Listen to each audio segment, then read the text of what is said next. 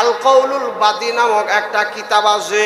এই কিতাবের লেখকের নাম হলো ইমাম সাখাবী রহমাতুল্লাহি আলাই। ইমাম সাখাবী রহমাতুল্লাহ আলাই ওই কিতাবের ভিতরে একটা ঘটনা আনছে। তখন আর আমার নবী বিশ্ব নবী দুনিয়াতে নাই, দুনিয়া থেকে বিদায় হয়ে গেছে। হযরতে উমরের কালীন, উমরের যুগ, উমরের শাসন আমল। ওই সময় উমর রাদিয়াল্লাহু তাআলা আনহুর একটা সন্তান ছিল। উমর রাদিয়াল্লাহু তাআলা আনহুর একটা সন্তান ছিল। উমর রাদিয়াল্লাহু তাআলা আনহুর সন্তানের নাম ইবনুল উমর রাদিয়াল্লাহু তাআলা আনহু। তখন নবীজির আদরের দুলাল নাতিন হযরতে হুসাইন রাদিয়াল্লাহু তাআলা আনহু বেঁচে আছে। হুসাইনেরও বয়স কম, শৈশবকাল। আবার আব্দুল্লাহ ইবনে উমরেরও বয়স কম, শৈশবকাল। দুইজনে খেলাধুলা করতেছে। বাচ্চা মানুষ, বাচ্চারা খেলাধুলা করে না? হযরতে আব্দুল্লাহ ইবনে উমর আর ইমাম হুসাইন রাদিয়াল্লাহু তাআলা আনহু খেলাধুলা করতেছে। খেলাধুলার মাঝখানে বাচ্চাদের ঝগড়া লাগে কি লাগে না? খেলতে খেলতেই এক বাচ্চা আরেক বাচ্চার সাথে ঝগড়া লাগে না?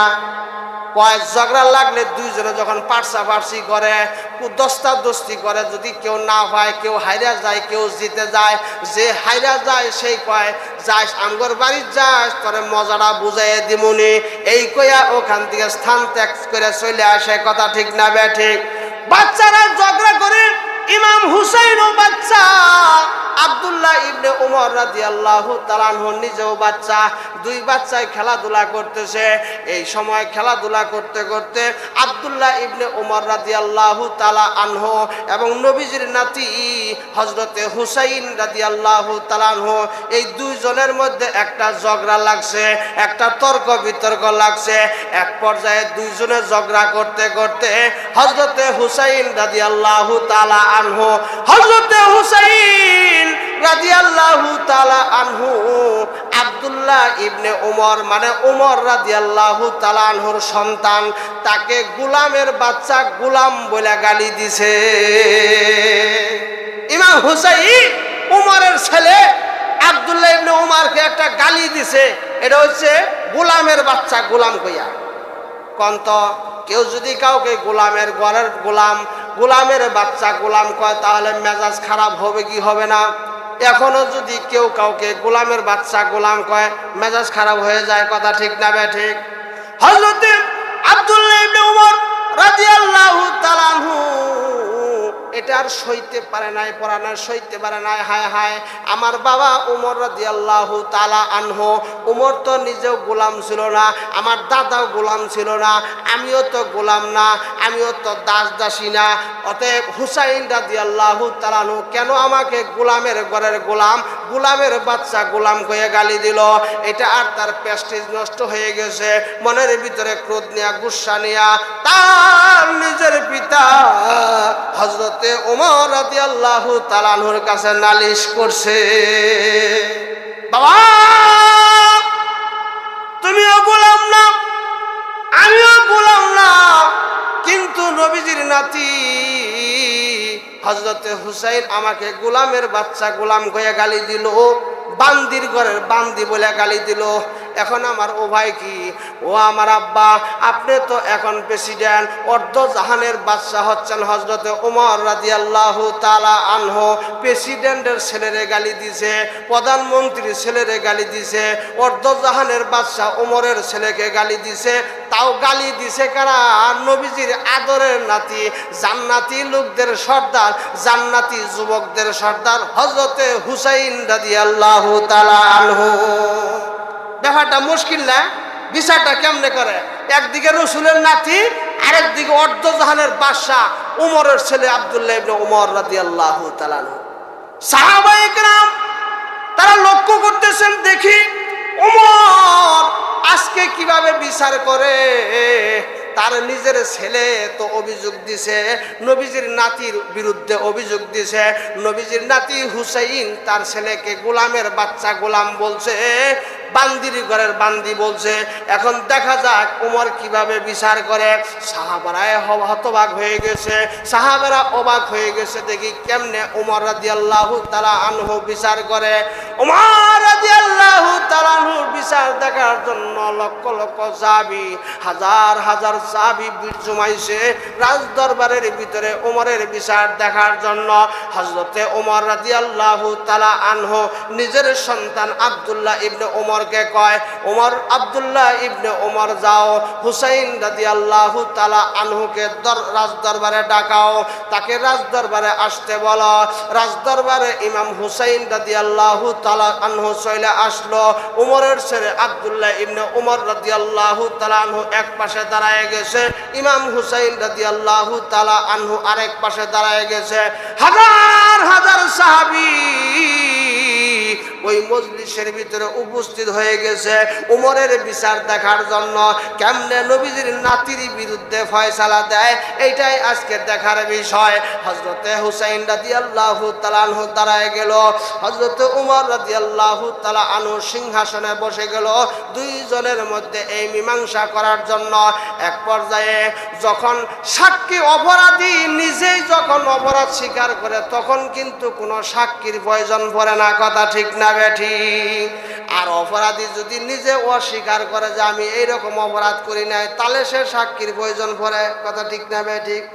হযরতে ইমাম হুসাইন রাদিয়াল্লাহু তাআলা আনহু যখন রাজ দরবারের ভিতরে দাঁড়ায় গেছে, হযরতে ওমর রাদিয়াল্লাহু তাআলা আনহু কয়, ও হুসাইন, এখানে কি কোনো সাক্ষীর প্রয়োজন পড়বে নাকি তুমি নিজেই স্বীকার করবে?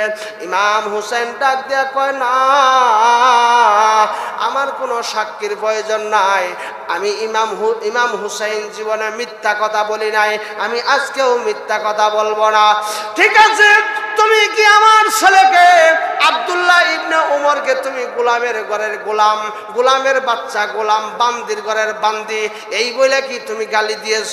হযরতে হুসাইন রাদিয়াল্লাহু তাআলা আনহু কয়, আমি সত্যটা অকুণ্ঠ চিনতে স্বীকার করে নিলাম, আমি ইমাম হুসাইন আপনার ছেলে আব্দুল্লাহ ইবনে ওমরকে বান্দির ঘরের বান্দি বলেছি।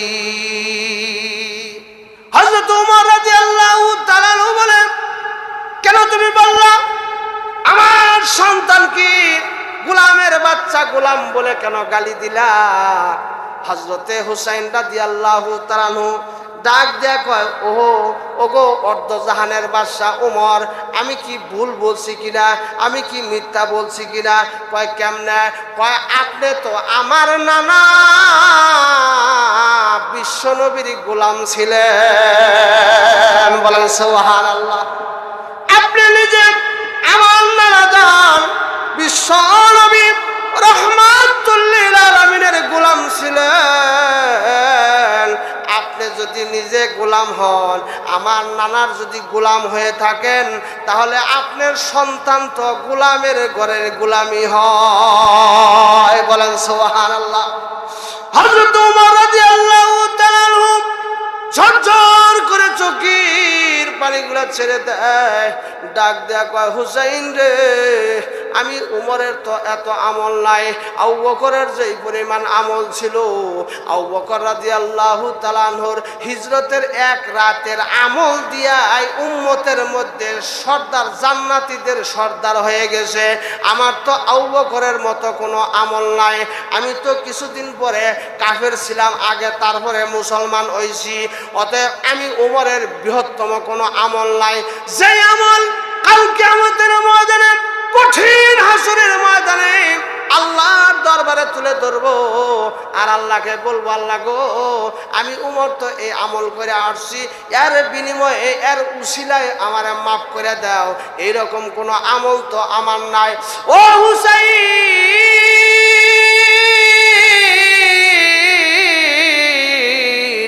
আমি তোমাকে বলি, আমি তোমাকে একটা কাগজের টুকরা দিলাম, এই কাগজের টুকরার ভিতরে তোমার এই কথাটা কি আমাকে একটু লেখা দিতে পারবা? ইমাম হুসাইন রাদিয়াল্লাহু তাআলা আনহু ডাক দেয়া কয়, ওমর গো, যেহেতু আমি স্বীকার করেছি, বলেও ফেলেছি, অতএব কাগজের ভিতরে লিখতে আমার কোনো অসুবিধা নাই, আমি কাগজের ভিতরেও লেখা দিতে পারবো। হযরত ওমর হাজার হাজার সাহাবীর সামনে একটা কাগজের টুকরা হযরতে হুসাইন রাদিয়াল্লাহু তাআলা আনহুর হাতে তুলে দেয়, ডাক দিয়া কয়, এই জায়গায় তুমি গোলামের ঘরের গোলাম, আমার ছেলে, এই কথাটা তুমি দয়া করে লেখা দাও। সাহাবারা ডাক দিয়ে কয়, হযরত ওমর, আপনি কাগজের ভিতরে এই লেখা দিয়ে আপনি কি প্রমাণ করতে চান? হযরত ওমর রাদিয়াল্লাহু তাআলা আনহু কয়, আমি কোনো কিছু প্রমাণ করতে চাই না, আমি আমার আখিরাতটা স্বচ্ছ করতে চাই, আমি আমার আখিরাতটা পরিষ্কার করতে চাই, জান্নাতের রাস্তা আমি ক্লিয়ার করতে চাই। ও উপস্থিত সাহাবীরা, আমার সন্তান আব্দুল্লাহ ইবনে ওমর, আমি যখন মারা যাব, মারা যাওয়ার পরে জলদি করে আমার কাফন দাফনের ব্যবস্থা করবা, সমস্ত কাপড়গুলা পরিপাটিভাবে আমাকে সাজায়া দিবা। সাজানোর পর এই যে এক টুকরা কাগজ ইমাম হুসাইন রাদিয়াল্লাহু তাআলা আনহু, জান্নাতি যুবকদের সর্দার ইমাম হুসাইন রাদিয়াল্লাহু তাআলা আনহু লেখা দিছে, এই এক টুকরা কাগজ আমার মরণের পরে আমার কাফনের ভিতরে ঢুকাইয়া দিও। কিয়ামতের মাঠে আমার কোন আমল যদি আল্লাহর দরবারে কবুল না হয়, আমি এই কাগজের টুকরাটা আল্লাহ রাব্বুল আলামিন বিশ্ব নবীরা সামনে তুলে ধরব। ওগোলামেজি, আমার কোনো আমল নাই, আপনার নাতি জান্নাতি যুবকদের সর্দার ইমাম হুসাইন রাদিয়াল্লাহু তাআলা আনহু বলেছেন, আমি বলে গোলাম। তখন আমি পরিষ্কার করে জিজ্ঞাসা করছি যে আমি কার গোলাম? তখন ইমাম হুসাইন বলছে, আমি নাকি আপনার গোলাম, বিশ্ব নবীর গোলাম। সুতরাং কিয়ামতের ময়দানে আমার কোনো আমল না থাকলেও এই আমলের উসিলায় আমি উমরকে জান্নাতে ঢুকাইয়া দাও। তাহলে বান্দা বা গোলাম হওয়ার দরকার আছে না নাই? বান্দা বা গোলাম, খাঁটি বান্দা খাঁটি গোলাম হওয়ার দরকার।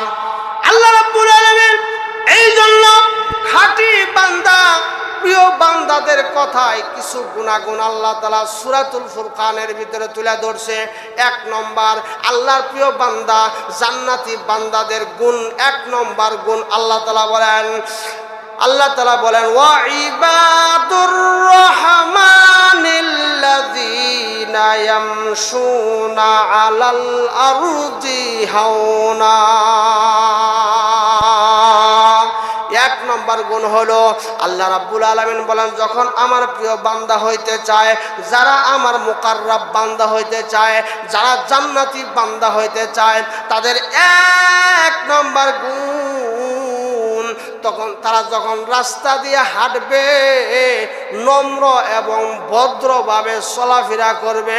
এক কথায় তাদের অন্তরের ভিতরে কোনো অহংকার থাকবে না। 1 নম্বর কি? আল্লাহর প্রিয় বান্দা যারা অহংকার মুক্ত, তারা অহংকার যদি কারো অন্তরের ভিতরে থাকে, এই লোকটা জান্নাতে ঢুকবে না। প্রমাণ আল্লাহর নবীর হাদিস, বলেন নাউজুবিল্লাহ। আল্লাহ নবী সনবী রাহমাতুল লিল আলামিন কয়, যে ব্যক্তি মান কানা ফি কলবিহি মিসকালু যাররাতিন মিনাল কিবির লা ইয়াদখুলুল জান্নাতা, যেই ব্যক্তির অন্তরের ভিতরে 1 জাররা পরিমাণ অহংকার থাকবে, এই অহংকার নিয়ে ওই বান্দা কখনো জান্নাতে ঢুকতে পারবে না। অহংকার যদি আপনাদের অন্তরে থাকে, আজকে অহংকারটা জায়গা ফেলায় দেন। অহংকার মানুষের পক্ষে এটা মানায় না। অহংকার একমাত্র আল্লাহর জন্য মানায়, কোনো মানুষের জন্য অহংকার মানায় না। কথা ঠিক না বেঠিক? আল্লাহ রাব্বুল আলামিন বলেন, আল কিবরিয়াউ রিদাই, অহংকার হলো আমার চাদর। আল্লাহর চাদর ধরে যারা টান দেয়, ফেরাউনের মতো তাদের উপর গজব নাজিল হয়। অহংকার যদি কারো অন্তরের ভিতরে থাকে, আজকে অহংকার দূর করে ফেলেন। অহংকার কোনোদিন, অহংকার নিয়ে আপনি জান্নাতে ঢুকতে পারবেন না। আল্লাহ নবী বলেছেন, এক জাররা পরিমাণ, এক জাররা পরিমাণ, এক জাররা পরিমাণ অহংকার যদি কারো ভিতরে থাকে, ওই লোকটা জান্নাতের ভিতরে প্রবেশ করতে পারবে না। আপনাদেরকে সংক্ষেপে একটা উদাহরণ দেই। আল্লাহ নবী, বিশ্ব নবী রহমাতুল লিল আলামিনের একজন সাহাবী ছিল, হযরতে আবু যর গিফারী রাদিয়াল্লাহু তাআলা আনহু। আবু যর গিফারী রাদিয়াল্লাহু তাআলা আনহু আল্লাহ নবী, বিশ্ব নবী রহমাতুল লিল আলামিনের দরবারে বসে আছে। এমন সময় জিবরাইল আলাইহিস সালাম হাজির হয়ে গেছে। জিবরাইল এসে দেখে আবু যর গিফারী, আল্লাহ নবীর সাহাবী আবু যর গিফারী রাদিয়াল্লাহু তাআলা আনহু বিশ্ব নবীর সাথে কথাবার্তা বলতেছে। আবু যর গিফারীর সম্মানে, তাকে ইজ্জত করিয়া, তাকে সম্মান দিয়া জিবরাইল একটু পিছনে চলে গেল। আল্লাহ নবীকে ডাক দেয়া কয়, আল্লাহ নবী গো, আপনার সাহাবী আবু যর গিফারী কথা বলা শেষ করুক, তারপরে আমি আপনার সামনে আসতেছি। আগে আবু যর গিফারীর আলোচনাটা কমপ্লিট হোক, তারপরে আমি আসতেছি।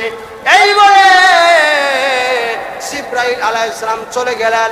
জিবরাইল আলাইহিস সালাম চলে যাওয়ার পর আবু যর গিফারী রাদিয়াল্লাহু তাআলা আনহু নবীজি, বিশ্ব নবী রহমাতুল লিল আলামিনের সাথে কথাবার্তা শেষ হলো। আবু যর গিফারী চলে যায়। এবার জিবরাইল আলাইহিস সালাম হাজির হয়ে গেছে। আল্লাহ নবী ডাক দেয়া কয়, জিবরাইল, আমি তোমার সাথে আগেই কোনো কথা বলবো না, তুমি আগেই ওহী নাজিল কইরো না। আগে তোমার কাছে আমার একটা প্রশ্ন।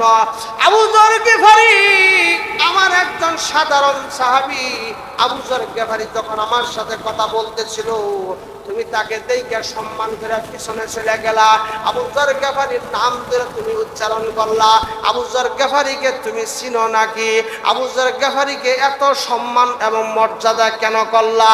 জিবরাইল আলাইহিস সালাম ডাক দেয়া কয়, আল্লাহ নবী গো, আবু যর গিফারী আপনার সাহাবী, এমন একজন সাহাবী, শুধু আমি জিবরাইল তার নাম জানি, তাকে চিনি, বিষয়টা এমন নয়। বরং আকাশের ভিতরে হাজার হাজার লক্ষ লক্ষ কোটি কোটি ফেরেশতা আছে। এই আকাশের কোটি কোটি ফেরেশতা আপনার সাহাবী আবু যর গিফারীকে চিনে। ডাক দিয়ে কয়, আবু যর গিফারীকে কেন চিনে? আবু যর গিফারীর এত মর্যাদা কেমন হইলো?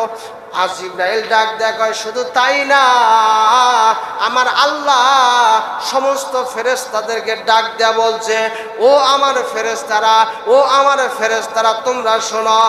আল্লাহ নবী, বিশ্ব নবীর একজন সাহাবী আবু যর গিফারী রাদিয়াল্লাহু তাআলা আনহু, এই আবু যর গিফারী রাদিয়াল্লাহু তাআলা আনহুকে আমি আল্লাহ নিজে ভালোবাসি, আমি আল্লাহ নিজে মহব্বত করি।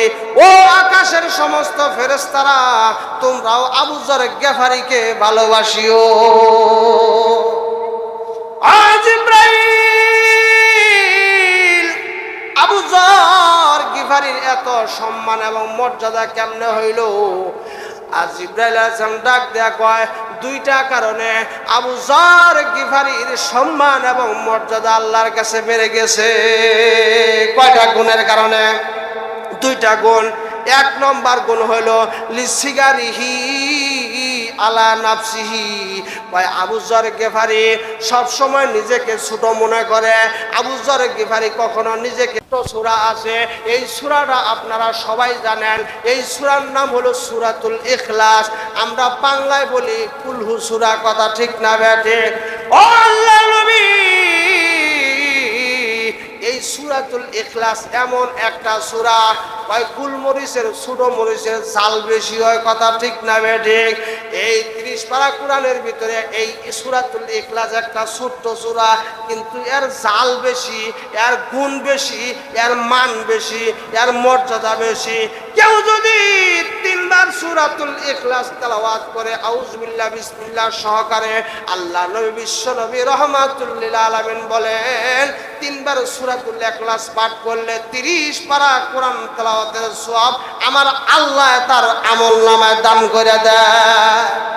ওগো নবীজি, আপনার সাহাবী আবু যর গিফারী গিফারি রাদিয়াল্লাহু তাআলা আনহু তার মুখে চলতে ফিরতে উঠতে বসতে যাইতে হাঁটতে সব সময় তার ঠোঁটের ভিতরে একটা সূরার জিকির থাকে, একটা সূরার তেলাওয়াত থাকে। সেই সূরাটার নাম হলো সূরাতুল ইখলাস। আপনার সাহাবী আবু যর গিফারি যখন রাস্তা দেয়া যায় তখন মনে মনে পড়ে কুল হুয়াল্লাহু আহাদ আল্লাহুস সামাদ লাম ইয়ালিদ ওয়া লাম ইউলাদ ওয়া লাম ইয়াকুল লাহু কুফুয়ান আহাদ। ডান দিকে যখন রওনা হয়ে যায় আবু যর গিফারি পড়ে কুল হুয়াল্লাহু আহাদ আল্লাহুস সামাদ লাম ইয়ালিদ ওয়া লাম ইউলাদ ওয়া লাম ইয়াকুল লাহু কুফুয়ান আহাদ।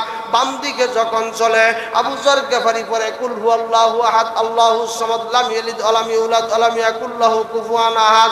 শোয়ার জন্য যখন যায় তখনও কুল হু সূরা পড়ে, ঘুম থেকে যখন ওঠে তখনও কুল হু সূরা পড়ে, উপরে যখন ওঠে তখনও কুল হু সূরা পড়ে, নিচের দিকে যদি নামে তখনও সূরাতুল ইখলাস পড়ে।